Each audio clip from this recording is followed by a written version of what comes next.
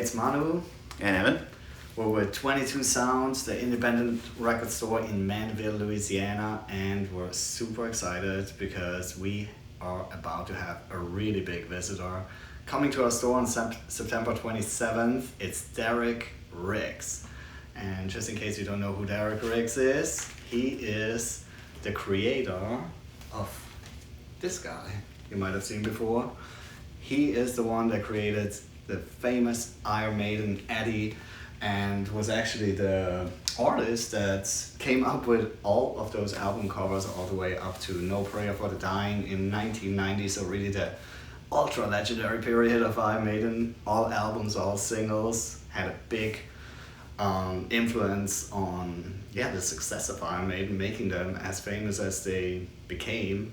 So we're really excited to have him at the store. If you want to get anything signed, pretty much anything. They mentioned to us that somebody once brought a car. Yeah, I think it was an old Trans Am. They were bringing it in for him to sign. I'm just like, all right, hey. So we're like, don't go too crazy, don't mess up our store, but pretty much anything you can bring. It's on September 27th. Check out our website, 22soundrecords.com, or our social media. Everything is at 22soundrecords for some more information. Of course, you can message us, call us, too. We're happy to answer any questions. And all the links will be below, so.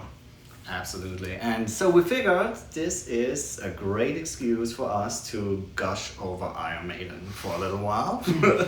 Because, of course, we love Iron Maiden just like most reasonable people. Oh yeah, man. I think as far as like this week, I think we've just been kind of going through and listening to them, just trying to find some of our favorite albums, some of our favorite covers, just anything like that to maybe just sit here and kind of talk about and just find out why we even got into them. Yeah, absolutely. And of course, we want to welcome you at this point already. Tell us in your comments what are your favorite Iron Maiden albums, songs, favorite Iron Maiden experience, favorite album cover, of course. Now we're talking about Derek here a little bit. So yeah, first let me start by asking you, Evan, how did you get into Iron Maiden originally? So for me, I actually got into them a little bit later. And I know. But it was Be Quick or Be Dead was actually one of the first songs that I really heard from them. And there was an old anime called Bastard. If you haven't seen it, definitely check it out. There's so many 80s metal, hair references and everything from it. And somebody wound up doing an anime music video with it, with Be Quick or Be Dead. And I'm like, I have got to find this band. Mm-hmm. And so, my first introduction, like other than that, to Iron Maiden was Brave New World. I listened to Fallen Angel. And I know it's a little bit later on in the game, but just listening to it, I'm just like, yes. Just the drums starting out, the bass, just really kind of diving into it. And I'm like, I have to hear more.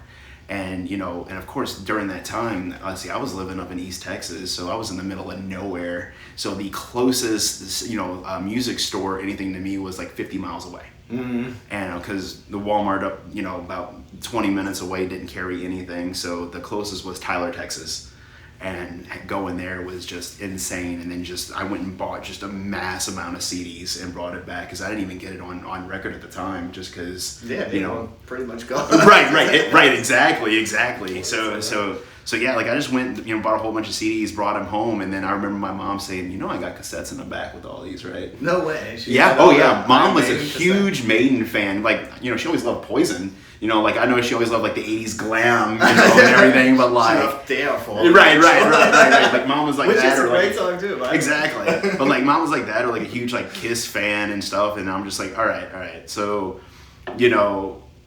really? Iron Maiden? She's like, oh yeah, here's all these. So I went and listened to them, and I sat in my room and just wore them out. And then we're talking about covers, and I think for me, one of my favorite ones is Somewhere in Time. Even though I really loved Fallen Angel and everything when I was younger, for some weird reason, man, now that I'm older, Wasted Years just kind of hits different. Yeah, Wasted Years is amazing. And as far as the cover on there, I've always been a huge synthwave cyberpunk fan, and there's just so much that's in here that just resonates from that 80s era of of Blade Runner and and that whole cyberpunk synthwave look, and it just kind of spoke to me when I was sitting here looking at it. And it's just, between that and like, when heavy metal wound up coming out in the 80s and all, it just really kind of resonated with it. So. Yeah, see what's cool about this cover. For one, like I'm not into those kind of things too much, but I love it just as much. So I think it has like such a good appeal to people from totally different directions. Exactly. And I think also what's cool about this cover is it's one of those great examples of what album covers were as like something you can actually look at and kind of like get lost in. There's so many little references. If you're a Maiden fan, you see all these little references to other songs they had in the past, or like as a soccer fan, of course, because I'm European and I'm a cliche, the little West Ham 7, Arsenal 3 here. I never noticed that. So awesome. Oh, see, that's even better now.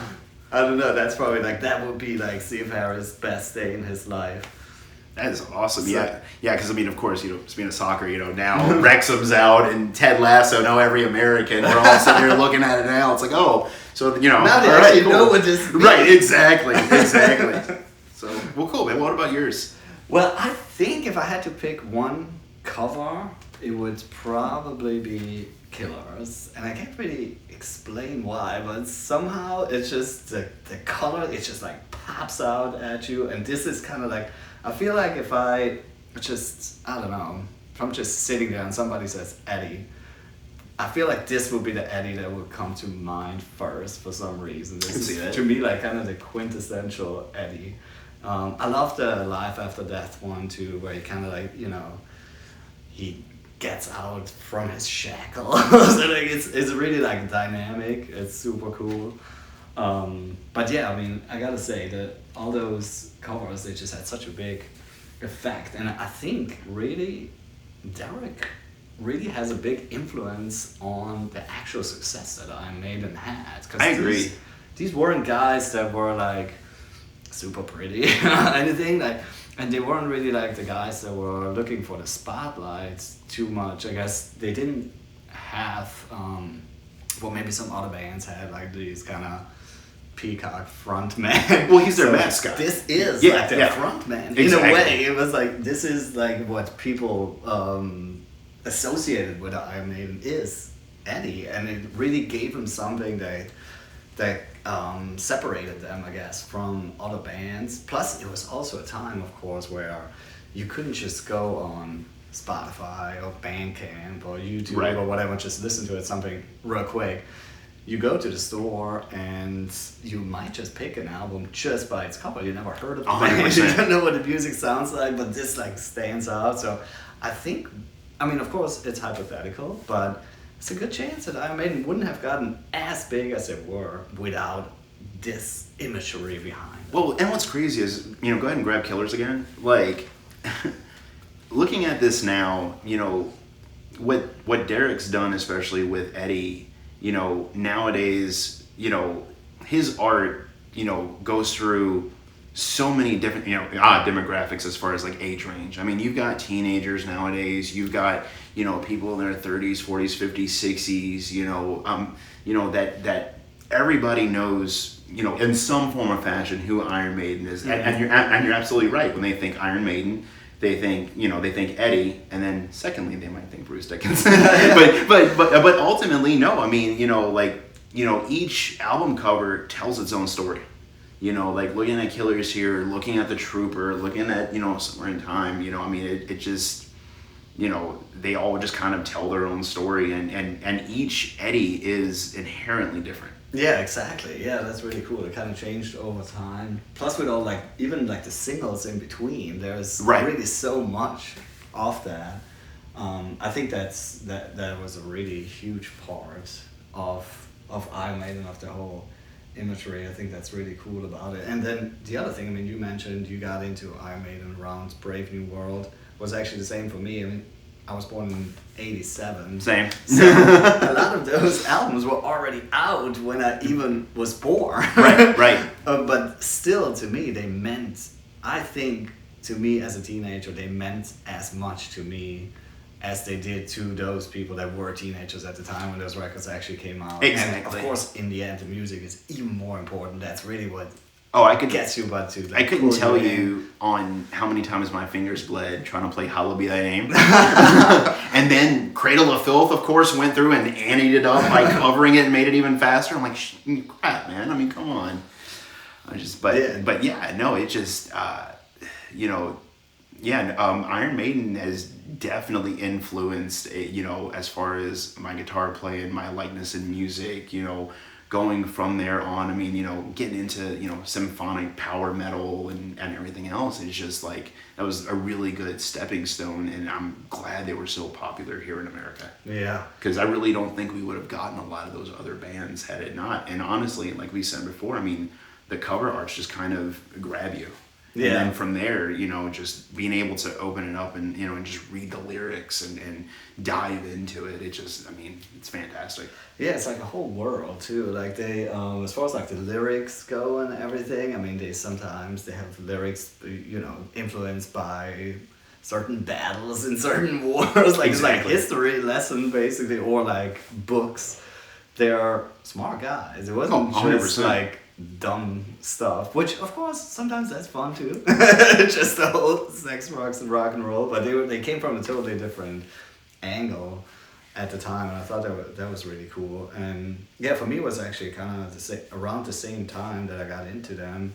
It's like a young teenager. But my first experience was actually Rock in Rio. Not live experience, I wasn't there. Right. I wish I would have. But I saw that on TV, and I was just blown away. The sheer energy of them as a live band. Oh, I bet. Even when you watch it at home in your living room, is absolutely insane. And it's such a perfect, tight band too at that.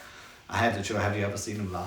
I haven't actually. They are on my bucket list. They were supposed to come sometime when I was, around like the East Texas area, and something had happened. They couldn't go to Dallas or something, and unfortunately I had missed out on them and haven't been able to actually go back since. But they're definitely on my list. Yeah. So they are really such an amazing band live too. The first time I saw them, I was 16. I was on the Dance of Death tour.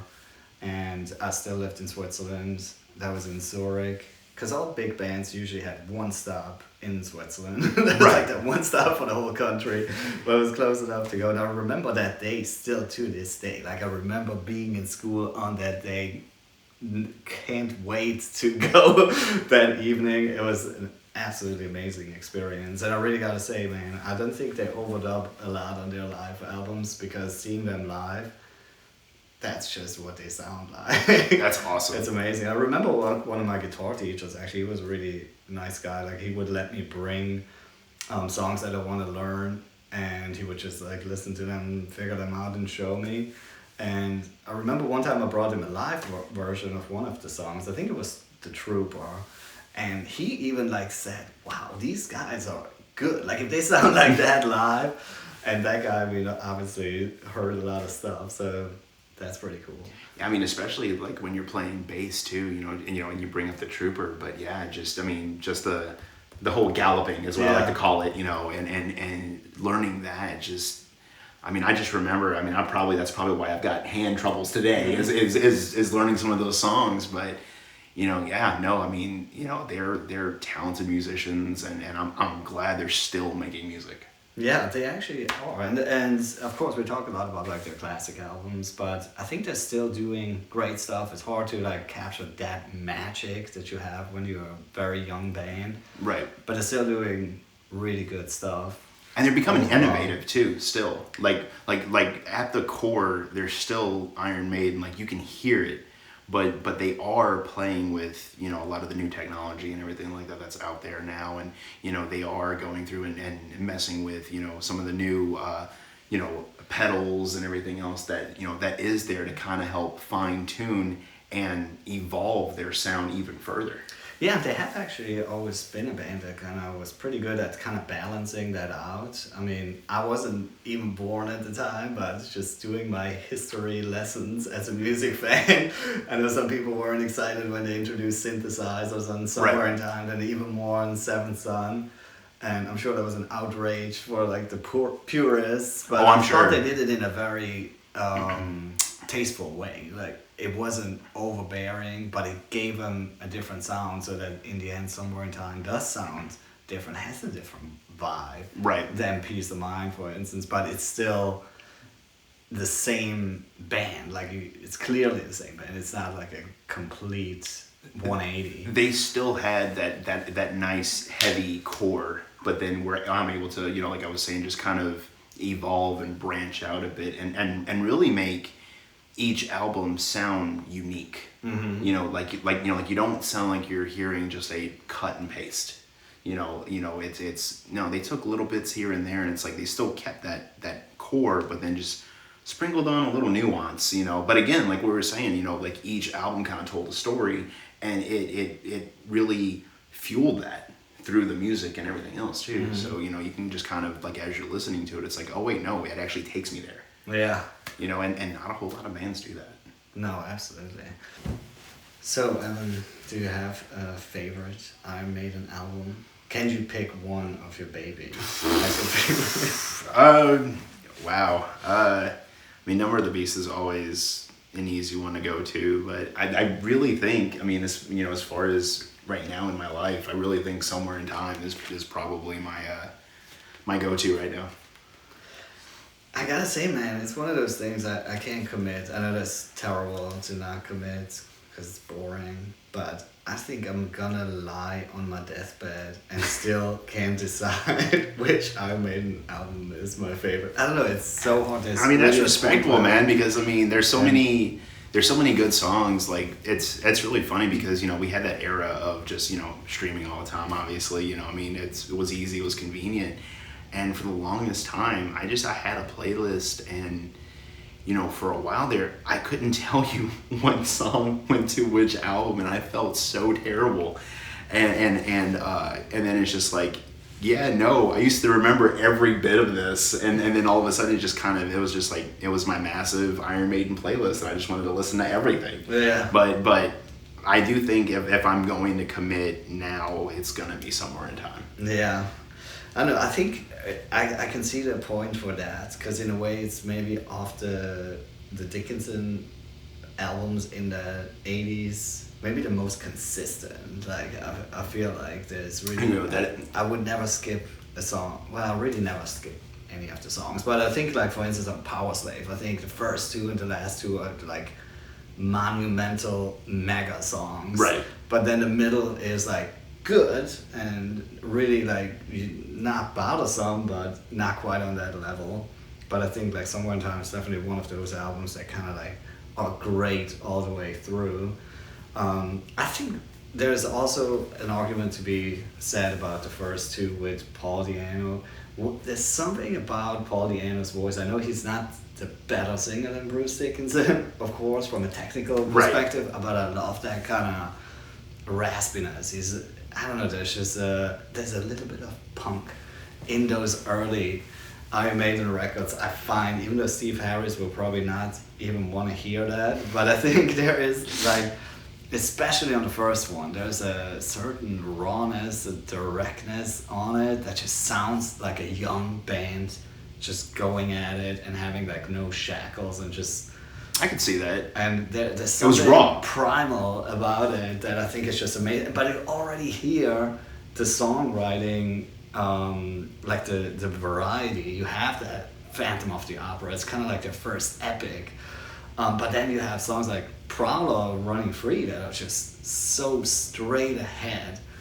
And I always thought that was one thing that I loved about them, was that they had that mix of kind of like the in-your-face, direct songs, relatively short, relatively simple in structure, but then they had those like long epics. Probably the best example, maybe Rime of the Ancient Mariner. That's like the ultra epic.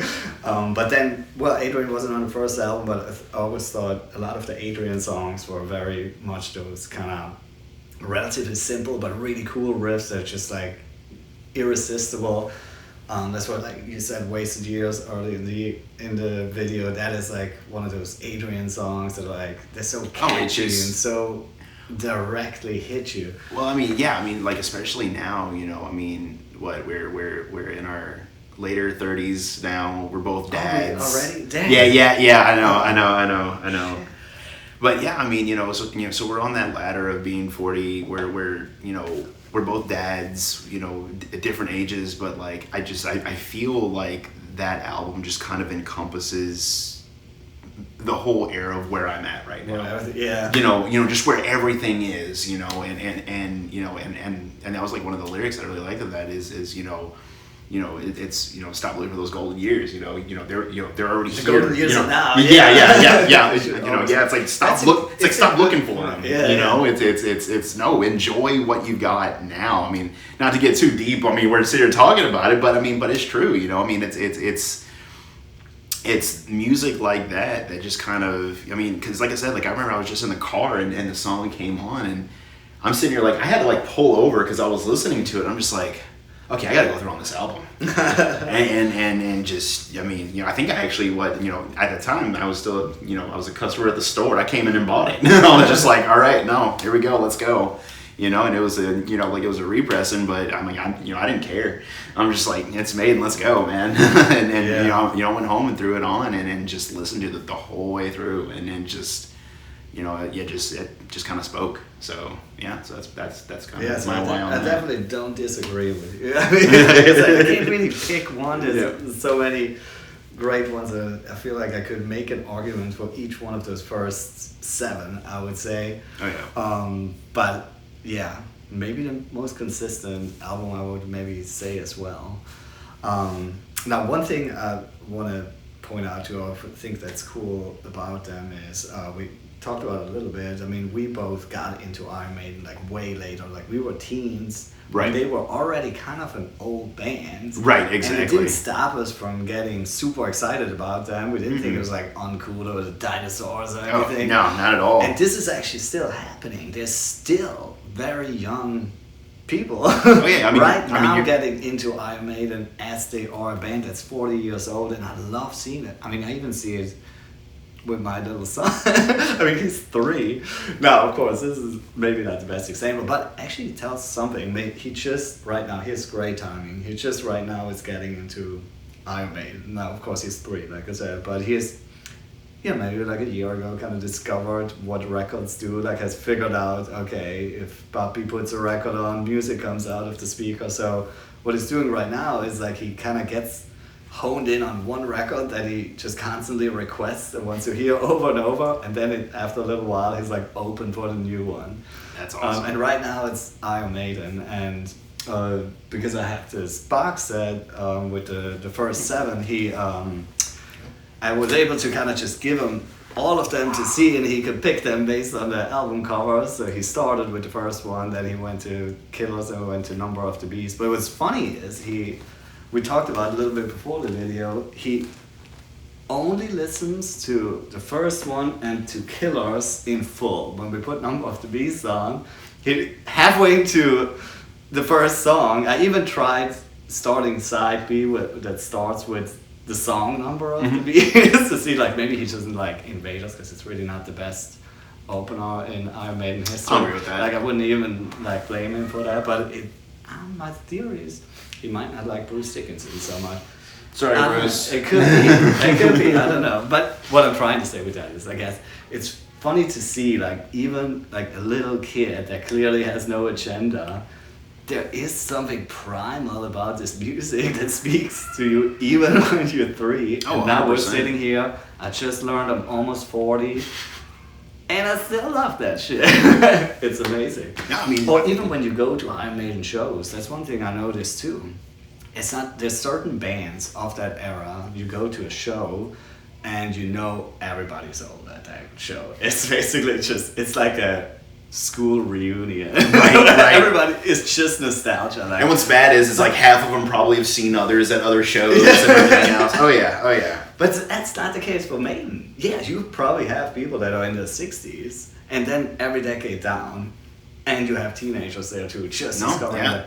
And they're a gateway drug too. I think them, Metallica, and I would say maybe like Sabbath and Priest are probably the bands that got the most people into metal initially. I'll agree with that. Because you don't start with an underground black metal band from Norway, right? We just do mayhem. It'll be fun. It's just- You have to have that first band that kind of like pulls you in, and then if you really love it, you're gonna be like, wait, I love this stuff. What else is out there? And you go from there. So I think it indirectly they also helped a lot of other bands. First of all, they influenced them musically, Right. but secondly, they helped them to even have an audience that they can like build on. Well, you're absolutely right, because like you know, especially with a lot of these bands. I mean, when we were growing up, I mean, you know, we had MTV.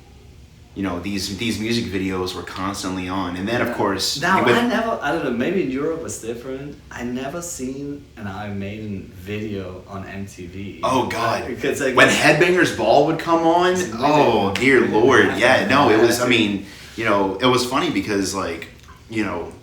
Beavis and Butthead started coming around, and that was actually my first introduction to Judas Priest, because they did Breaking the Law. It was in one of the early episodes, and I just remember just jamming to that. And I'm like, man, I really want to go find this, you know, like I really want to go and listen more. And then you actually had to find it. You couldn't just pull up your phone and I I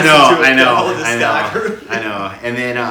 But now no, you know, so oh right, exactly. But no, you know, and then like right after Beavis and Butthead would come on, then Headbangers Ball would come on, and I mean, you know, it opened with like Bark at the Moon from Ozzy, you know, and then later on would go into Judas Priest, and then we'd have Metallica, and like.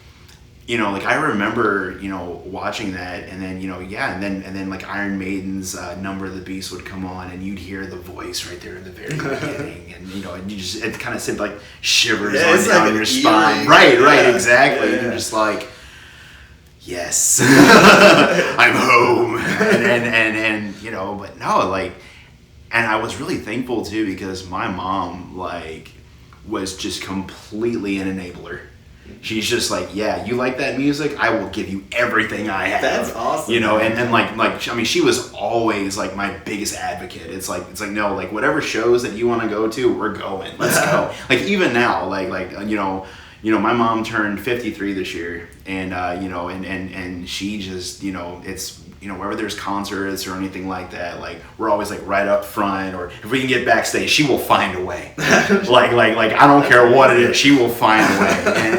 And just, and, you know, it's awesome. Like a lot of my musical memories, especially from metal and stuff like that, were really surrounding around her. And then around like a lot of my high school friends, like they're the ones that really got me into like Blind Guardian and Camelot and Halloween, and I'm just like, oh, what's this now? You know, that might just be something we might have to talk about separately. But yeah, no, yeah, right. Next video, yeah, exactly, power metal. But no, man, you know, so you know, again, it's you know, it's the great thing about music is that it's always a story. Yeah. And that's actually, we talked a little bit about lyrics for Iron Maiden, but I gotta admit, when I first got into Iron Maiden, I was a little kid in Switzerland. I barely spoke English. I didn't know what they were singing about, and I didn't care. That's like absolutely like that was like, yeah, whatever. And I still love like the sheer sonic experience was what drew me in. Oh yeah, no, it's absolutely fantastic. But yeah, man. So you think we should go ahead and wrap this up? Yeah, I would say so. We could probably talk a few more hours about Iron Maiden, but let's do it on September 27th with you, because come to our store. Derekriggs is going to be there. 5200 LA 22 in Mandeville, Louisiana. He's going to be there from what, 2 to 7? Yeah. That day? Okay, yeah. And for those of you that worry about it, so 2 to 7 is kind of what we're putting as our target. But he did say if there's a line at 7:05, he's not going to leave at exactly 7. Like he's definitely, as long as you're there within that time frame. We don't really know what to expect. This is the first time we have anything of this magnitude in the store. Yeah. But just so that you can relax, as long as you're there within that time frame, if there is a line at that time, he's not going to just pack up and leave. He's definitely going to honor everybody that's there. We put some information on our website, on our Facebook, on our Instagram. And we're now on TikTok now as well. well. We are on TikTok. Yep, I don't yep. think we have put anything up there yet. Yep, we will. So yeah, be looking out for that. That is also at 22 Sound Records. Everything's going to be down below. But and we're also going to have some albums for sale too, aren't we? Yeah, we got a super cool used drop recently. I mean, of course, we're constantly getting used records into. That's kind of the thing about our store. If you don't know us, we love to have like a mix of brand new music and classics, originals. So anyway, get a lot of stuff in on a regular basis, but recently we purchased a really nice big collection of somebody who was clearly a big music guy. I mean, to say the least. Yeah, it was really great stuff. And we have some Iron Maiden originals. We have like almost the whole thing of the first 7. If I'm not mistaken, it's all first 7 records, including Life After Death, minus Somewhere in Time. I think, I don't want to promise anything that's not the case, but I'm almost certain. And those are all originals, and we're holding them back. We put them out on that Wednesday so that it can go to the real Iron Maiden fans. Yep, so make sure you're over there. Yeah, so those are probably going to be gone. I'm guessing the first 5 people that walk into the store. I'm sure. Or the first person that just buys them all. Easily. So yeah, you might have to be quick for that one in particular. All right. Well, really enjoyed that. Let us know in the comments, man. We'd love to kind of start a conversation. Subscribe to our channel. This is something we started the channel a little while ago. We had some changes recently, so we've been not super active on it, but this is actually kind of the goal to get back into it. We're doing little videos about previews of what cool new records coming out, so you can kind of stay up to date with new releases. And in between, we're just gonna see what happens. We're just gonna talk about stuff. Just throw on an album, just kind of listen to it, talk about it. We're gonna have tons of stuff over here on YouTube as well as on TikTok, Instagram, and on Facebook. So definitely like what Manu said, like and subscribe, and and we'll see you guys there on the 27th. All right, thanks for watching. Appreciate it. Have a good one, everybody.